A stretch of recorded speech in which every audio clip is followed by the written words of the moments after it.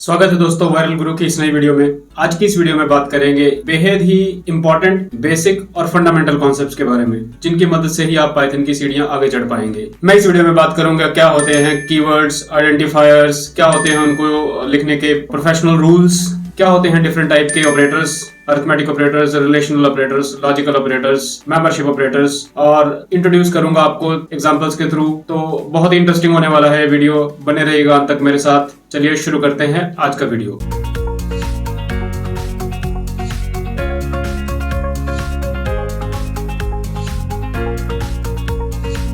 इन concepts को समझने के लिए हम एक हेल्प लेते हैं एक एग्जांपल की। एक बेहद ही इंपॉर्टेंट पॉइंट जो कि बिगिनर्स इग्नोर कर देते हैं कोडिंग की जर्नी में। ज्यादातर केसेस में जब भी वो अपना प्रोग्राम लिखते हैं तो आइडेंटिफायर्स यूज करते हैं, उनको वो ए बी सी मीनिंगलेस नाम से रख लेते हैं। मेरी रिक्वेस्ट है कि जब भी आप अपना प्रोग्राम लिखें उसमें जो भी आप वेरिएबल्स आइडेंटिफायर्स यूज करें उनके मीनिंगफुल नेम्स हों। जैसे कि आप देखेंगे मैं जो एक एग्जांपल लेने लगा हूं आज की इस वीडियो में आपको समझाने के लिए, इसमें मैंने रेलेवेंट नाम ही यूज किए हैं और नाम लिखने के लिए भी एक प्रॉपर मैकेनिज्म है। जैसे कि आप देखेंगे कि हम कस्टमर नेम है उसमें मैंने अंडरस्कोर यूज किया है, कैमल केसिंग को यूज किया है जिसमें दो वर्ड्स को ज्वाइन किया है, इनिशियल्स जो है वो कैपिटल करके, या जो सेकंड वर्ड है उसका नेक्स्ट लेटर आप कैपिटल यूज कर सकते हैं। बड़े प्रोग्राम्स में हमें काफी सारी कोलैबोरेशन की जरूरत पड़ती है, तो अगर आपने कुछ कोड लिखा है, कुछ कोड दूसरे लिख रहे हैं, तो आप अगर इस तरह का कॉन्सेप्ट यूज करेंगे तो दूसरों के लिए बहुत ही ज्यादा हेल्पफुल हो जाता है। तो आप यहाँ पे देखेंगे जो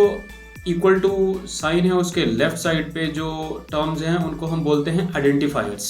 इक्वल टू एक असाइनमेंट ऑपरेटर है, इक्वल टू के बाद राइट साइड पे लिखा है सतीश चोपड़ा है, उसको बोलते हैं लिटरल या वैल्यू। जो राइट साइड पे वैल्यू है वो हो सकती है न्यूमेरिक, वो हो सकती है स्ट्रिंग, या फिर नन, या फिर हो सकती है कोई कलेक्शन जिसमें के लिस्ट, टपल या डिक्शनरी आ जाती है। तो स्क्रीन पे मैं एक एक करके आपको दिखा रहा हूँ कि हमने किस तरह से अलग अलग तरीके के लिटरल्स यूज किए हैं, जिसमें न्यूमेरिक में इंटीजर वैल्यूज भी यूज करी हैं, फ्लोट्स भी यूज किए हैं और स्ट्रिंग टाइप की भी वैल्यूज यूज करी हैं। हमने कलेक्शंस का भी यूज किया है इस एग्जांपल में। जैसे कि आप देखेंगे स्क्रीन पे लिस्ट आ रही है, टपल आ रहे हैं, डिक्शनरी आ रही है। क्या डिफरेंस है एक दूसरे के बीच में उनको हम कवर करेंगे डिटेल में अपनी आने वाली वीडियो में। तो ये थे दोस्त आइडेंटिफायर्स और लिटरल्स। आइडेंटिफायर लिखने के लिए भी कुछ रूल हैं, जैसे कि आप पाइथन में कुछ इंपॉर्टेंट वर्ड्स हैं जिनको हम कीवर्ड्स बोलते हैं, आप उनको नहीं यूज कर सकते हैं लिटरल्स को डिनोट करने के लिए या आइडेंटिफाई करने के लिए। क्या होते हैं कीवर्ड्स, पाइथन में कौन कौन से कीवर्ड्स हैं, मैं इनको दिखा देता हूँ कि आप कैसे पाइथन की हेल्प से ही उस लिस्ट को निकाल सकते हैं। जैसे कि यहाँ पे आप देखेंगे फॉल्स, एंड, और, नन, पास, ये एक पूरी लिस्ट है कीवर्ड्स की। आप इनको नहीं यूज कर सकते हैं क्योंकि पाइथन में इनका अलग से एक मीनिंग डिफाइन है। आप इन आने वाली वीडियोस में धीरे धीरे एक एक करके इनको समझ जाएंगे सारे कीवर्ड्स और इनकी इंपॉर्टेंस को।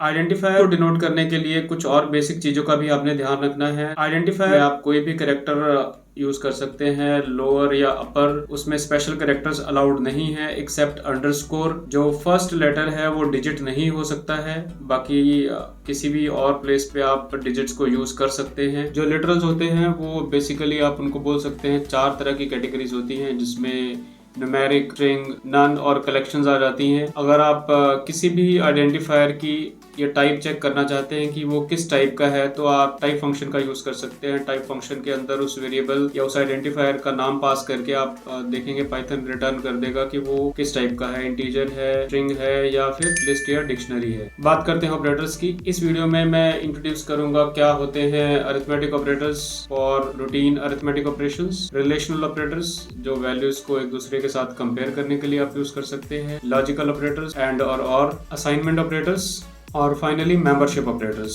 आइए अब हम ब्रीफली इन सारे ऑपरेशंस को समझ लेते हैं एग्जांपल्स के थ्रू। तो आप देखेंगे स्क्रीन पे मैं कुछ और वेरिएबल्स ले रहा हूँ, ए, बी, और कॉम्प्लेक्स टाइप के भी Z1, Z2, जिसमें जो कॉम्प्लेक्स पार्ट है उसको डिनोट करने के लिए आप स्मॉल j का यूज कर सकते हैं। कैसे ऐड करते हैं दो कॉम्प्लेक्स नंबर्स को, पहली वाली एग्जांपल में आपने देखा था कि हमने एक कलेक्शन यूज करी थी, ऑर्डर अमाउंट। अगर आपने पूरी कलेक्शन का सम निकालना हो तो सम फंक्शन का यूज कर सकते हैं, या प्लस ऑपरेटर का यूज कर सकते हैं। सबट्रैक्ट कैसे करते हैं नंबर्स को, दो नंबर्स को ऐड करना और उस सम को कैसे एक वेरिएबल को असाइन करना, a plus equal to b, जो a और b को ऐड भी कर देगा और जो a प्लस b की वैल्यू होगी a को असाइन कर देगा। अगर आप एडवांस मैथमेटिकल ऑपरेशंस को यूज करना चाहते हैं तो आप मैथ मॉड्यूल को इंपोर्ट कर सकते हैं। जैसे मैं अगर स्क्वायर रूट कैलकुलेट करना चाहूँ किसी नंबर का, तो मैं पहले इंपोर्ट मैथ कर लेता हूँ और फिर मैथ डॉट स्क्वायर रूट इस फंक्शन की हेल्प से किसी भी नंबर का स्क्वायर रूट निकाल सकता हूँ। डिटेल में हम आने वाली वीडियोस में इस तरह के मॉड्यूल्स को कवर करते रहेंगे। ये एक सिर्फ इंट्रोडक्शन है। ऊपर आपने देखा था कि हमारे पास ऑर्डर अमाउंट एक कलेक्शन है, उसका अगर मुझे एवरेज निकालना हो तो हम स्टैटिस्टिक्स मॉड्यूल की भी हेल्प ले सकते हैं पाइथन में। सेम तरीके से उसको इंपोर्ट करके आप स्टैटिस्टिक्स डॉट मीन फंक्शन को कॉल करिए और उसमें कलेक्शन को, लिस्ट को, टपल को पास कर दीजिए और वो आपको उसकी एवरेज बता देगा। इस मॉड्यूल को यूज किए बिना भी डायरेक्टली हम एवरेज निकाल सकते हैं सम और लेंथ फंक्शन का यूज करते हुए। अगर आपने किसी नंबर की पावर कैलकुलेट करनी हो, दो वैल्यूज को कंपेयर करना हो, लेस देन, ग्रेटर देन कैसे करते हैं, और लॉजिकल ऑपरेटर्स एंड और को कैसे यूज कर सकते हैं, ये एग्जांपल है इसके लिए।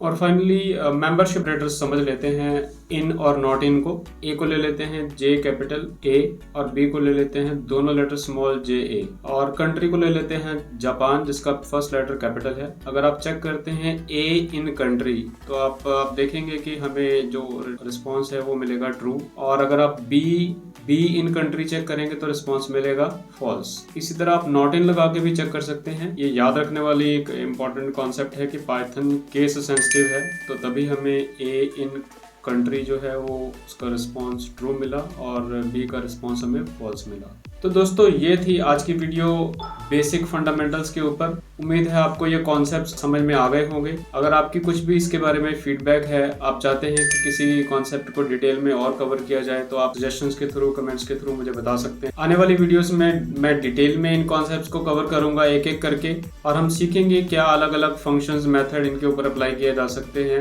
अंत तक वीडियो को देखने के लिए बहुत बहुत धन्यवाद। जय हिंद।